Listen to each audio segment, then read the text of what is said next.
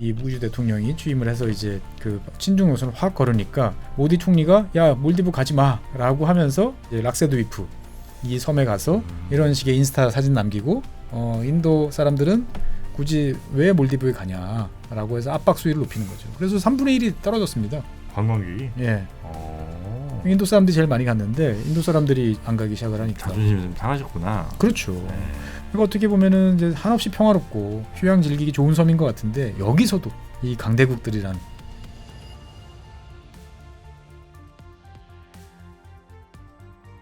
최준영 박사의 지구본 연구소, 오늘도 여러분을 아주 따뜻한 곳으로 모셔드리도록 하겠습니다. 반갑습니다. 정프로고요. 네, 최준영입니다. 네, 저희가 오랜만에 또 한나라를 공부를 하고 있는데, 네, 오래간만이죠. 몰디브. 네. 몰디브에 대해서 많은 분들이 혹시 여름휴가를 못 가시면 이런 걸로 조금 뭐 대리만족이라도 하시라고. 그러시면 다행인데 네. 염장 지르냐 뭐 이러실 것 같아서 좀 걱정입니다. 보면. 아니, 가고 싶다면서요. 여러분이 선택하셨잖아요. 네. 공짜. 자, 몰디브 관광청 협찬받아갖고 한 2분 정도 이렇게 딱 이렇게 뽑아서 보내드리면 좋겠다, 그죠? 말입니다. 이런 채널에 좀 협찬을 좀 주셔야지. 맞네. 몰디브 관광청 뭐 하시는 거예요? 이 몰디브란 나라가 굉장히 섬이 하여튼 많은 군도로 이루어진 나라고, 1200개 정도의 섬이 있다라고 육지 면적은 매우 적고, 여의도 많은. 여의도 많은. 수도권은 여의도 많다라고 말씀드리겠습니다. 근데 여기가 아주 비밀리에 숨겨져 있던 곳이 아니라 아주 옛날부터 그냥 많은 사람들이 알고 있던 곳이라 이거죠. 예, 그렇습니다. 그래서 어떻게 보면 몰디브 그러면 느낌이 그냥 휴양지, 세상 평화로운, 아무 문제 없을 것 같은, 그렇죠. 누구도 여기 가서 뭐 이상한 짓 안 할 것 같은 그러한 곳인데 세계에 그런 곳은 별로 없는 것 같아요. 그래서 오늘은 이제 이 몰디브 그렇게 꼭 천국은 아니다. 아, 그래요? 네, 라는 이야기를 좀 해보려고 합니다. 사실 이야기 시작은 요 사진 한 장 보시죠. 여러분들 화면 앞에 어떤 노인 한 분이 아주 좋죠. 노인가 바다예요, 뭐예요? 노인가 바다. 옆에 야자수들이 쫙 있고. 근데 어디선가 본 듯한 인상의 분이실 것 같다라는 생각도 좀 드는데 눈 밝으신 분들은 누구신지 아실 거예요. 저는 잘 모르겠습니다. 이분이 누구시냐면은 이제 모디 수상입니다. 인도에. 모디. 네. 지난 시간에 이제 인도에서 한 750km 정도 떨어진 곳이니까 이 사진을 딱 보여드리면 야 그러면 모디 수상이 휴양차 옆 나라인 몰디브 한번 왔구나 라고 생각하실 때 그건 아니고요. 이 가신 곳은 어디냐면은 이제 락세드 위프라고 여기 몰디브입니다. 요 지도상에서 화면에서 보시면은 요 좌측 하단에 여기 몰디브를 이렇게 길게 박스로 표시해놨죠. 요 위쪽이 보면은 인도 섬이 있어요.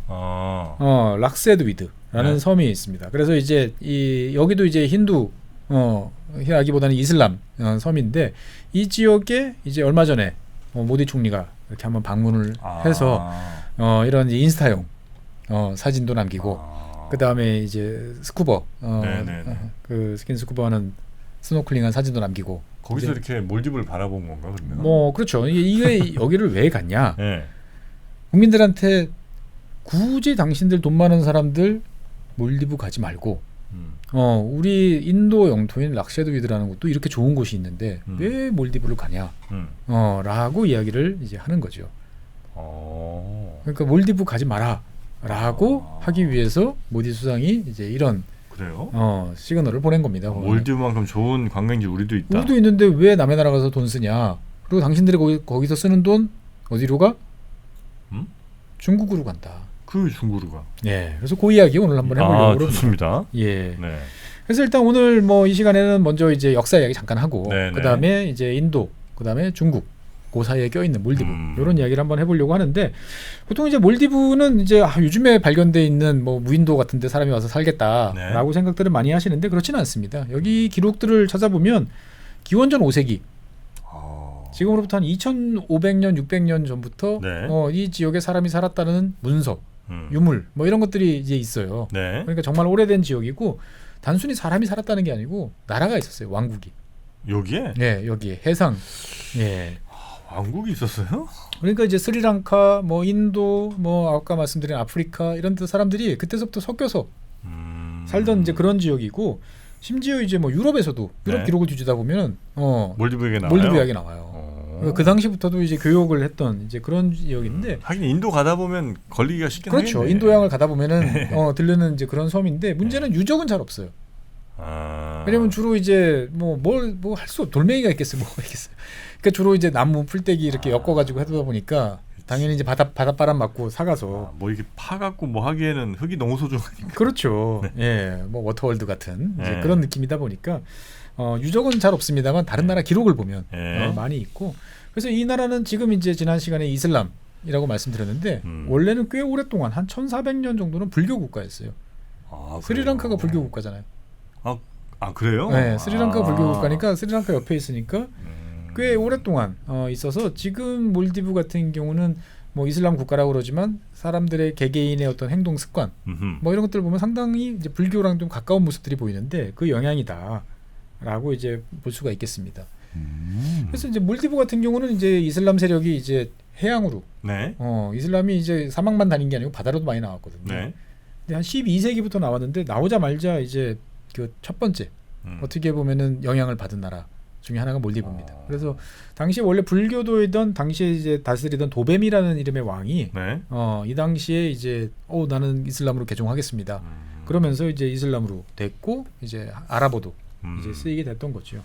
그러니까 12세기라고 그러니까 이제 뭐 1150년 뭐 이런 정도였다가 이 나라가 이제 서양에 이제 유명해지기 시작한 거는 이제 1558년 포르투갈 사람들이 여기를 이제, 도착을 하면서부터 알게 됩니다. 그래서 그 인도 이제 지도 아까 이제 보시면 이쪽에 이제 보면 고아라는 지역이 있는데 포르투갈 영토가 있었죠 옛날에 이쪽 지역이 있는데 거기서 이제 사람을 파견해 가지고 다스리기 시작을 합니다.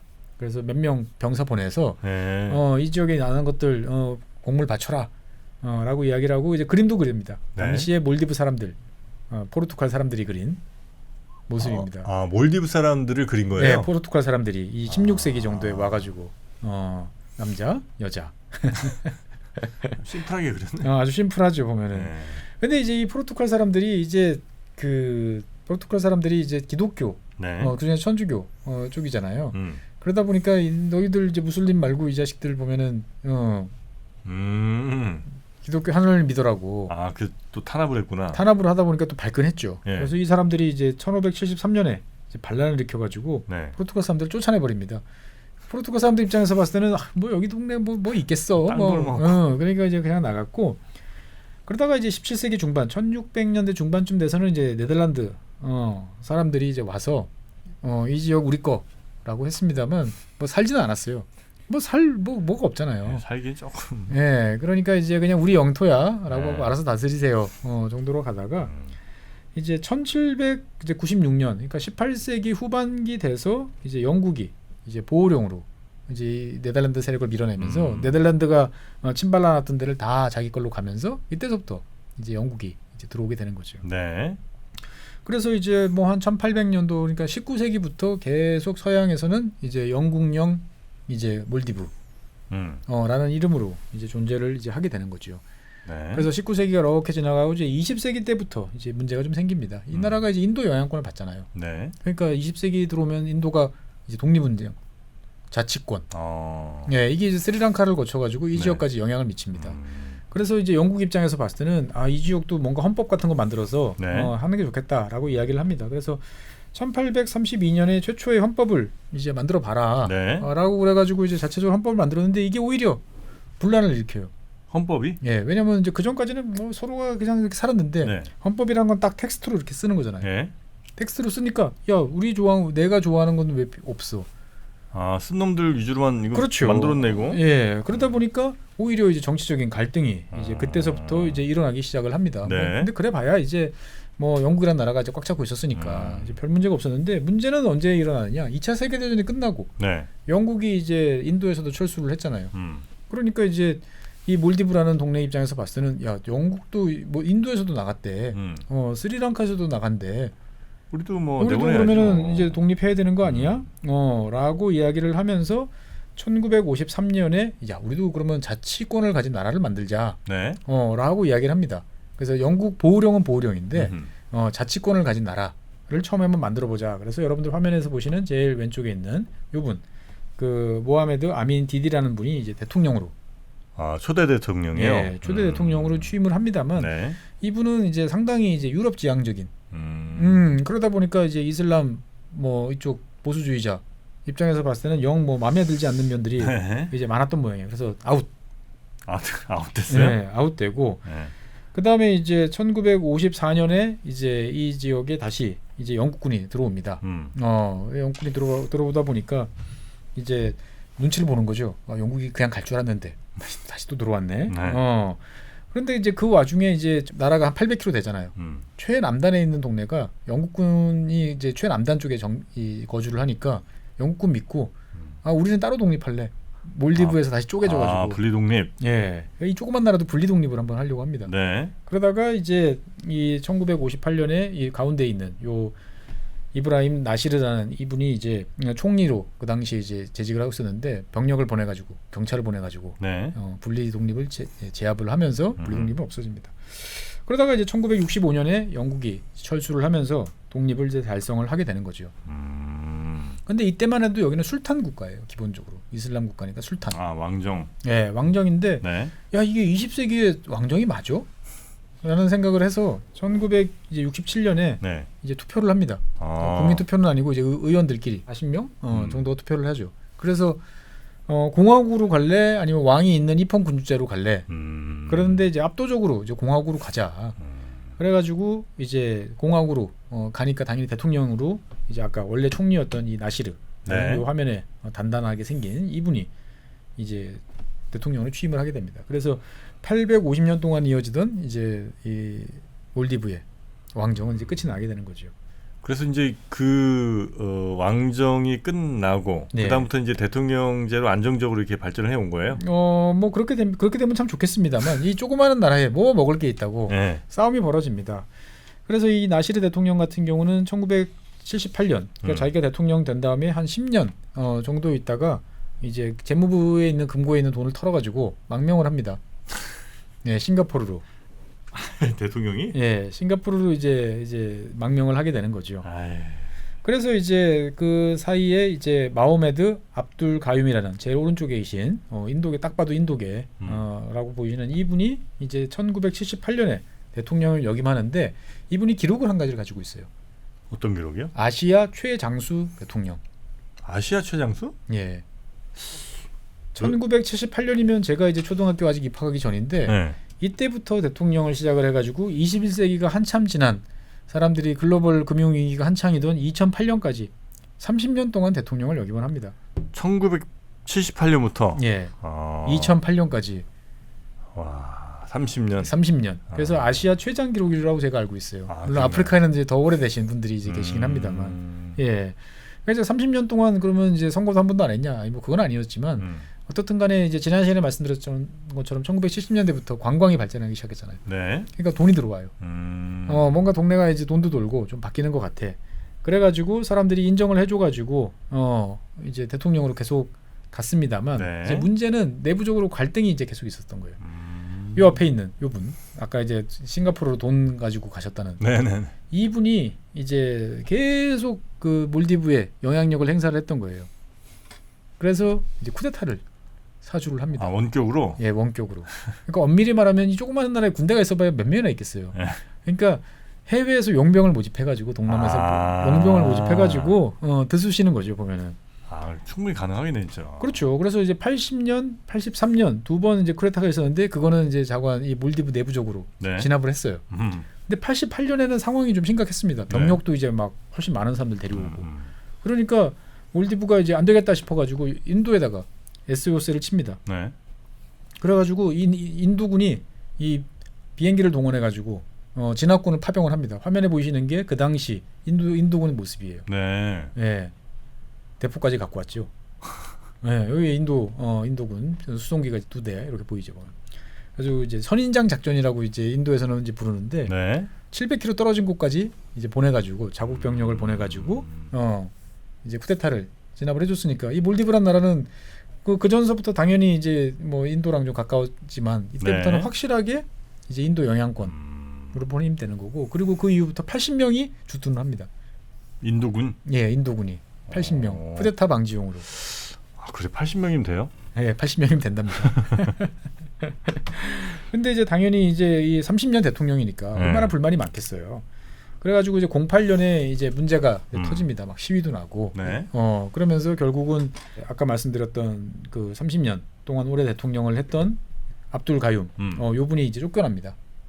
요 분이 쫓겨나고 이제 새로 선거를 해가지고 제일 화면 왼쪽에 있는 모하메드 나시드라는 요렇게 생기신 분이 이제 민주주의 몰디브의 대통령으로 이제 취임을 하게 되는 거죠. 네, 네, 정권이 교체가 됐는데 이제 문제는 뭐냐? 이 양반이 이제 되고 나니까 이제 불안하잖아요. 돈도 좀 벌어야겠고, 그다음에 무엇보다도 인도 이제 눈치도 좀 봐야 될 것 같고.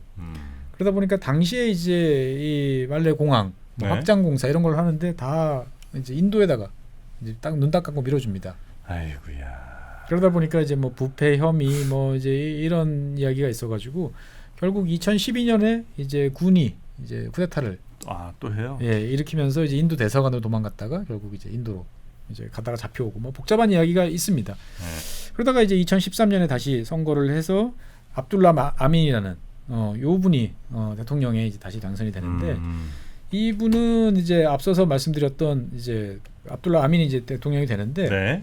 2015년에 이제 또 암살 시도도 겪고 여러 가지 우여곡절을 많이 겪습니다. 네. 그러다가 이제 선거를 다시 2018년에 치러서 요 제일 오른쪽 이브라함 솔리라는 요 분이 이제 대통령에 이제 취임을 하게 되는데 이 압둘라 아민 이 대통령이 될 때 몰디브가 크게 변해요. 어떤 변화를 하냐면 친중 노선을 걷습니다. 그 전까지는 인도였다가 인도가 너무 이제 좌지우지하고 인도 사람들이 자기 집처럼 막 드나들고 네. 뭐 그러니까 이게 싫은 거죠. 그래가지고 압둘라 아민 대통령이 친중 노선을 이제 걷는 거죠. 그러다가 이브라함 솔리 대통령이 취임하면서 네. 친인도 노선으로 갔다가 작년에 다시 대통령 선거를 해요. 그래서 요 아주 강인한 얼굴에 이 모하메드 무이주라는 이렇게 생기신 분이 현재 대통령으로 취임됐는데 이분은 또 친중이에요. 현재는 그럼 친중이에요? 네. 그래서 이 몰디브라는 평화로운 동네가 이 인도와 중국 사이에서 지금 이제 어떻게 보면 지정학적으로 매우 민감한 상황에 이제 놓여 있다라고 이제 말씀드릴 수 있겠습니다. 네. 그러니까 이제 보통 기본적으로 이제 인도 몰디브 역사를 간단하게 이제 말씀드렸습니다만 이 기본적으로 인도는 여기는 내 영향권, 네. 내 이 범위에 있는 그러니까 딴 생각하지 마라고 하는 이제 그런 나라인데 네. 인도는 몰디브 중요성을 잘 알아요. 왜냐하면 인도양의 핵심 거점이라고 이제 생각들을 이제 해왔고 뭐 쿠데타도 진압해주고 문제는 이제 1988년 쿠데타를 진압을 해줬잖아요. 네. 근데 그 다음서부터 인도군이 주둔을 하다 보니까 사람들이 뭐야, 쟤네들 왜 남의 나라에서 거들먹거리고 다녀? 그래서 이제 반인도 정서가 막 이제 확산이 이제 되기 시작을 합니다. 기분 나쁠 수 있죠. 그렇죠. 네. 그리고 이제 그 2008년, 9년 여기가 이제 정치적으로 막 혼란스러웠잖아요.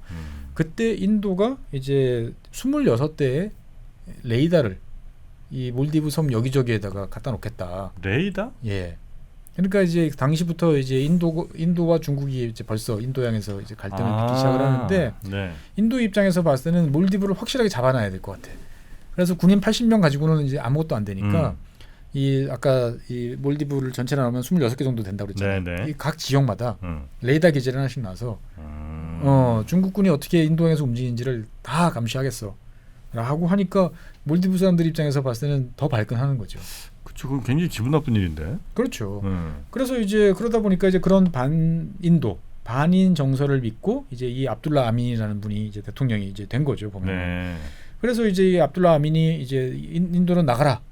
이런 이야기를 하고 그다음에 중국이 이제 우리한테 훨씬 더 좋은 동지다라고 이야기들을 이제 하게 되는 거죠. 예, 그러면서 이제 여러 가지 갈등들이 이제 많이 이제 빚어지게 되고 특히 2018년을 전후해서는 이제 인도군 철수 뭐 이런 요구들이 이제 나오면서 또 인도와 갈등을 이제 빚게 됩니다. 그래서 실제로 보면은 이제 2020년 뭐 이럴 때부터는 노골적으로 인디아 아웃이라는 캠페인이 계속적으로 벌어져요. 예. 그래서 이제 친중이냐 친인이냐 이게 이제 뭐 친미냐 뭐 친중이냐가 아니고 여기서는 친중이냐 친인이냐가 몰디브 정치를 좌우하는 그러한 상황이고 그 와중에 이제 지금 이제 무이주 대통령이 이제 작년에 이제 되다 보니까 사실 인도 입장에서 봤을 땐 되게 껄끄러운 거예요. 그래서 이 무이주 대통령 같은 경우는 인디아 아웃이라는 구호로 몰디브 대통령이 됐어요. 네.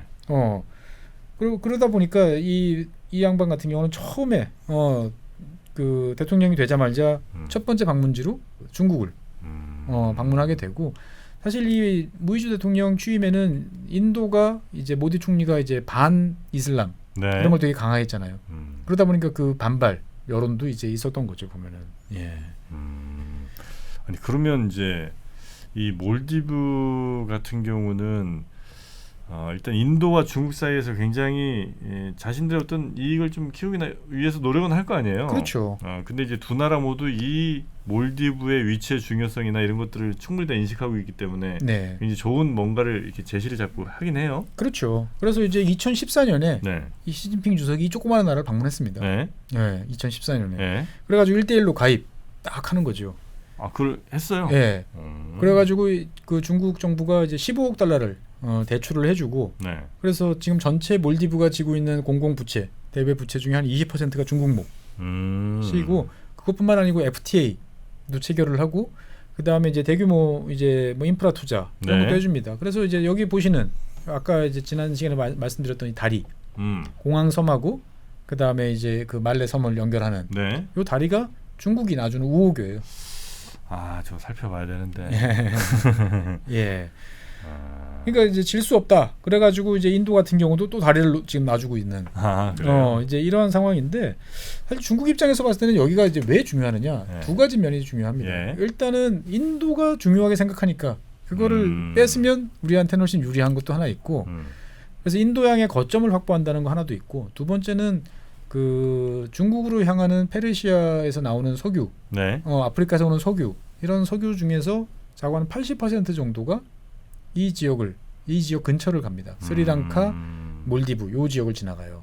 그러니까 스리랑카 같은 경우는 이제 한반도타라고 그래가지고 항구 하나를 100년 동안 빌려놨잖아요. 네. 그러니까 거점을 하나 확 찍어놨고, 그거보다 더 서쪽에 있는 몰디브를 딱 찍어놓으면 인도라는 나라를 아까 이제 화면에서 이제 보시는 것처럼 요 지도상에서 보시면 스리랑카, 몰디브 요 두 나라를 만약에 중국이 딱 자기네 영향권으로 집어넣었다 그러면은 인도를 남쪽에서 완전히 압박하는 거잖아요.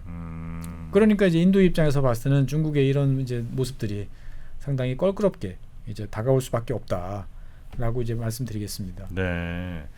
근데 진짜 몰디브 입장에서는 되게 좀 불편 내지는 약간의 좀 두려움 같은 거와 함께 이 나라 사람들이랑 함께하면 우리도 나중에 좀 뭐 이렇게 발전 좀 할 수 있을까 이런 생각 좀 하시긴 할 것 같고. 네. 근데 지금 일단은 양쪽의 구애가 있는 상황에서 몰디브의 선택은 조금 더 중국 쪽이라고 그렇죠. 봐야 되는 거죠. 많이 기울었죠. 많이 기울었는데 그러다 보니까 이제 인도도 다급해진 거죠. 네.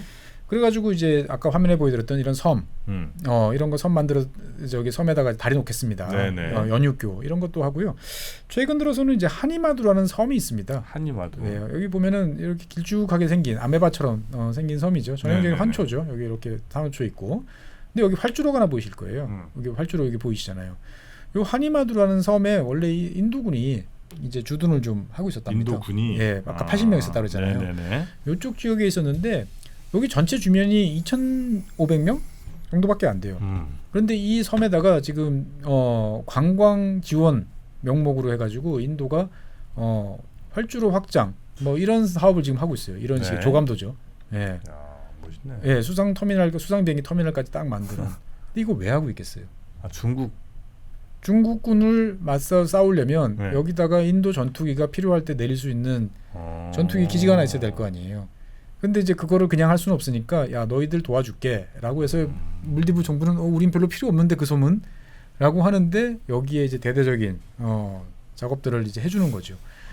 그런데 이제 아까 말씀드린 대로 이제 이 무이즈 대통령이 취임을 해서 이제 그 친중 노선을 확 걸으니까 모디 총리가 야 몰디브 가지 마라고 하면서 아까 말씀드렸던 이제 락세드위프 이 섬에 가서 이런 식의 인스타 사진 남기고 인도 사람들은 굳이 왜 몰디브에 가냐라고 해서 압박 수위를 높이는 거죠. 그래서 3분의 1이 떨어졌습니다. 관광객이? 예. 인도 사람들이 제일 많이 갔는데 인도 사람들이 이제 안 가기 시작을 하니까 자존심이 좀 상하셨구나. 그렇죠. 그러니까 어떻게 보면은 이제 한없이 평화롭고 휴양 즐기기 좋은 섬인 것 같은데 여기서도 이 강대국들이란. 그럼 저기 가서 우리한테 어디서 왔냐고 물어볼 때 차이나나 일본보다는 그냥 우리나라라고 얘기하는 거죠. 한국 하는 게 낫죠. 네. 뭐 이미 이제 돈 많은 사람들이라는 거 잘 알고 있으니까. 네. 예. 그래서 어떻든 뭐 우리는 사실 뭐 이런 복잡한 이야기보다는 네. 몰디브 가서 잘 놀다 왔어, 잘 쉬고 왔어라고 네. 좋지만 그 지역 역시 강대국들의 어떤 이런 패권 다툼에서는 뭐 장기알, 뭐 바둑알 같은 이제 그런 존재다라는 점들을 기억을 하시는 게 좋을 것 같습니다. 네. 우리도 좀 우리가 바둑 기사가 될지 바둑 알이 될지를 예. 조금 고민 좀 하면서 좀 바둑 기사가 이왕이면 바둑 기사가 되는 게 좋은 거잖아요. 그렇죠. 네. 근데 이제 기사가 되려면 또 그만큼 리스크도 또 감당할 또 이제 배포가 또 필요하죠. 또. 네. 자, 그렇게 좀 더 주체성을 좀 찾았으면 좋겠다는 생각이 살짝 들고요. 자, 오늘도 함께해 주신 법무법인 율촌 최주영 박사님 고생 많으셨고요. 다음 시간에 또 재밌는 나라 이야기 계속 부탁드리겠습니다. 네, 네, 감사합니다. 고맙습니다.